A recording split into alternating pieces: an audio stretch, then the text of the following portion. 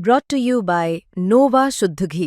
जब जब खाए दिल खुश हो जाए, सदियों का नोवा शुद्ध देसी घी, सपना स्वस्थ भारत का। I love घी। इस समय मैं मौजूद हूँ जयपुर के मानसरोवर के HCG हॉस्पिटल में, जहाँ पर 50 वर्षीय खेमराज चौधरी की जान चली गई। क्यों चली गई उसकी बानगी आपको बाद में बताएंगे, लेकिन ये अस्पताल का नज़ारा है जहाँ पर ऑफ लिव्स हैर लिखा हुआ है, जिंदगी की एक उम्मीद। लेकिन ये जिंदगी की उम्मीद लेकर ही आए थे 50 वर्षीय खेमराज। काफ़ी समय तक इलाज चला, 1 सप्ताह तक टालम टोल की गई, लेकिन उसके बाद उनकी जान चली गई। और अब परिजनों के साथ उनके साथी लोग हैं, वो यहाँ पर अस्पताल परिसर में ही धरने पर बैठे हैं खेमराज चौधरी को न्याय दिलाने के लिए।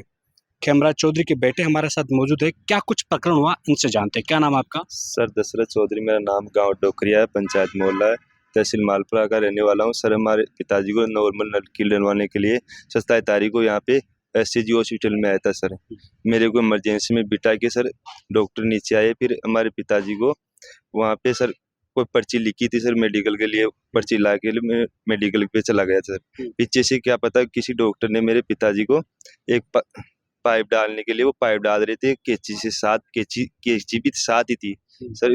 उनकी नस कट गई सर। नस कटने के बाद वहाँ पे ब्लड बिखर गया सर। मैं एकदम से चौंक गया। फिर हमारे को बाहर गार्ड वालों ने बाहर निकाल दिया सर। बाहर निकाल दिए सर, हमारे को ICU में ले गए हमारे पिताजी को।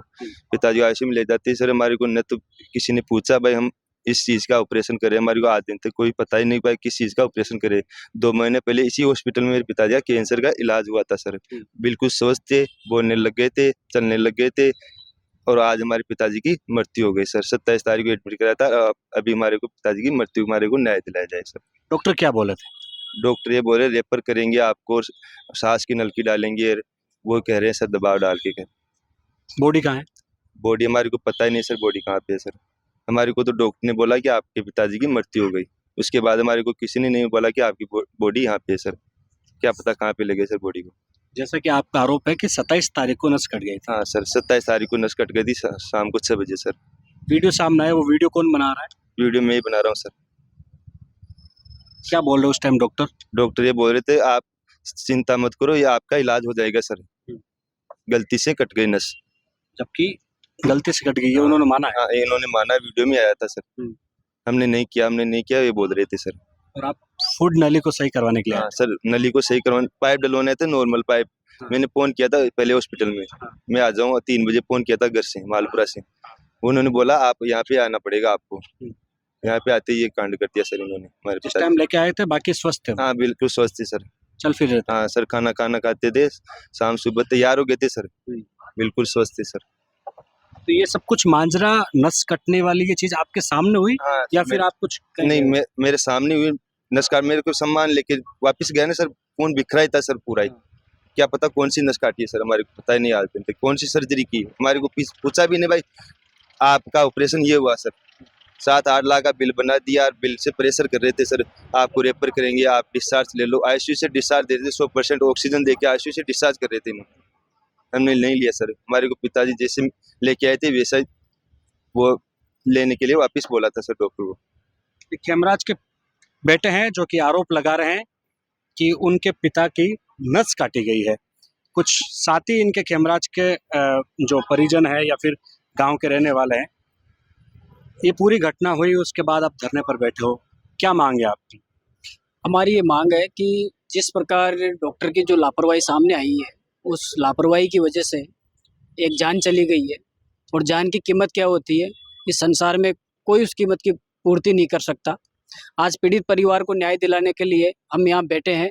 हमारे पहली मांग ये है कि कम से कम पीड़ित परिवार को 1 करोड़ का मुआवजा दिया जाए, और साथ ही जिस हॉस्पिटल के अंदर इलाज हुआ है इस हॉस्पिटल का लाइसेंस रद्द किया जाए। कि जहाँ डॉक्टर की लापरवाही हो रही है, जो एक पेशेंट की गंभीरता को नहीं समझ पा रहे हैं और उनको इलाज करने का ही नहीं पता कि पेशेंट कौन सा इलाज चाह रहा है और अपन क्या कर रहे हैं।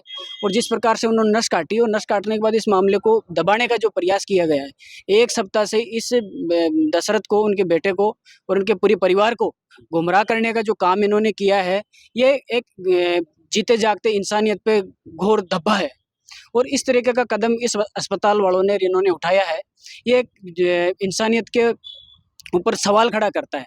तो हमारी तो यही मांग है, और तब तक हम यहाँ बैठे रहेंगे जब तक पीड़ित परिवार को 1 करोड़ रुपए की सहायता, आर्थिक सहायता और इनका लाइसेंस रद्द नहीं किया जाए। और जिन डॉक्टरों की लापरवाही सामने आई है, उन पे 302 का मुकदमा दर्ज होना चाहिए। 27 तारीख की घटना है और 1 सप्ताह तक परिवार को ही गुमराह किया गया है। देखिए, ये बड़ी लापरवाही की बात है। जिस दिन 27 तारीख को घटना घटी थी, उस दिन दशरथ जी का मेरे पास फ़ोन आया, इन्होंने मुझे वीडियो भेजा। दशरथ जी ने जब वीडियो भेजा, उस समय हम 5-7 लोग बैठे थे, चाय पी रहे थे। जैसे ही मैंने वीडियो देखा, जिस प्रकार से पूरा बेड पे और ज़मीन पे जो ब्लड बिखरा हुआ था, एकदम हम खुद चौंकने रह गए। मैंने इनको कहा कि क्या हुआ, तो बोला कि नल की चेंज करते समय मेरे पिताजी को मार दिया, गले की नस काट दी। हम तुरंत वहाँ से यहाँ आए थे। उस दिन 27 तारीख को भी हम 20-25 की संख्या में यहाँ थे, और ना हॉस्पिटल वालों से हमने बात करी। हमने पहले इनको कहा कि इन हॉस्पिटल वालों की इस लापरवाही के ऊपर वरुणपत थाना जो यहाँ का नज़दीकी था ना, उस पर जाके आप FIR दर्ज कराओ। मैं इनको साथ लेके गया और थाने में FIR दर्ज करवाई।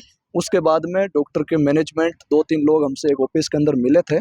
उन्होंने हमें मेडिकल लैंग्वेज में समझाने का प्रयास किया, लेकिन हमने उनको कहा कि आप ये मानते हो क्या कि इस घटना की जिम्मेवारी आपकी लापरवाही से हुई या नहीं हुई? तो उन्होंने कहा कि हम कुछ नहीं कह सकते, लेकिन कुछ गलती हमसे हुई है, ये उन्होंने खुद ने एक्सेप्ट किया है। लेकिन आप भगवान से जो है दुआ करो कि बच जाए। जो डॉक्टर एक भगवान का रूप मानते हैं अपन लोग, और वो डॉक्टर एक लापरवाही से, इन्होंने लाखों रुपए खर्च करके पिछले सालों से कैंसर का इलाज कराया, स्वस्थ है, और एक छोटी सी गलती ने पूरी उनकी ज़िंदगी छीन ली। आखिर क्यों इनके परिवार पिछले लंबे समय से परेशान और कर करवा के, और आज उनको जो है ज़िंदगी से मौत हारनी पड़े। हैरानी की बात ये भी है कि पिता की इनकी लाश कहाँ है ये नहीं पता, फिर भी इलाज के नाम पर जो राशि है अभी भी डिमांड की जा रही है। देखो क्या है कि जैसे लादूराम जी ने जो बताया, 27 तारीख को आए थे हम, और डॉक्टर्स ने स्वीकार करने के बावजूद ये कह रहे हैं कि हम ठीक कर देंगे। इनका कहने गया था, जब ये CI SI साहब थे, साथ ही थे, बोले हम आप थोड़े 2 दिन का वो रखो कि ये ठीक हो जाएंगे। उनका इतना आश्वासन इन्होंने ये देके भेजा है कि हम प्रॉपर तरीके से सही कर देंगे। उनका ये मेन मकसद था कि ये जो मामला है ये यहीं का यहीं दबा दिया जाए। ना कोई बॉडी का पता चल रहा है कि कहाँ बॉडी रखी हुई है, सीधा सीधा इनका जो है कि भाई मरीज है जो वो हुआ है, उसको दबा दुबू के आप जो भी आए हो आप बाहर से चले जाओ।